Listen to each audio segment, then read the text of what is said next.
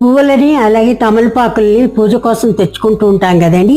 అవి తీసుకురాగానే కొంతసేపటికే వాడిపోయినట్లు అవుతాయి. వాడిపోకుండా ఒక నెల రోజుల పాటు భద్రంగా ఎలా ఉంటాయో ఈ టిప్ ద్వారా తెలుసుకుందాం. ముందుగా ఒక బుట్ట తీసుకొని ఇలా పేపర్ వేసుకోవాలండి.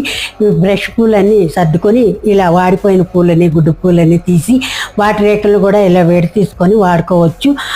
ఈ డబ్బాలో ఈ పేపర్ ఉండల్ని మధ్య మధ్యలో పెట్టుకొని ఈ విధంగా పేపర్ ఉండలు పెట్టుకోవాలండి. మధ్య మధ్యలో చెమ్మ చేరకుండా ఒకటి తాకి పాడవకుండా ఉంటాయి. ఇలా డబ్బాకి మూత పెట్టుకొని ఫ్రిడ్జ్లో స్టోర్ చేసుకోవాలి. అలాగే ఈ విడదీసిన పూలను కూడా మరొక డబ్బాలోకి ఇలాగే పేపర్ వేసుకొని ఇలా పేపర్ వేసుకున్నాక ఆ వెచ్చదీసిన రేకులు ఉంటాయి కదండి, అవి కూడా తీసుకొని అక్షంతల్లో వాడుకోవటానికి బాగుంటాయి. దీనికి కూడా మూత పెట్టుకొని స్టోర్ చేసుకోవచ్చు. అలాగే తమలపాకుల్ని ఇలా ఫ్రెష్ పేపర్లో చుట్టుకొని ఇవన్నీ ఒక పాలిథిన్ కవర్లో పెట్టుకుంటే మనకి నెల రోజుల పాటు నిల్వ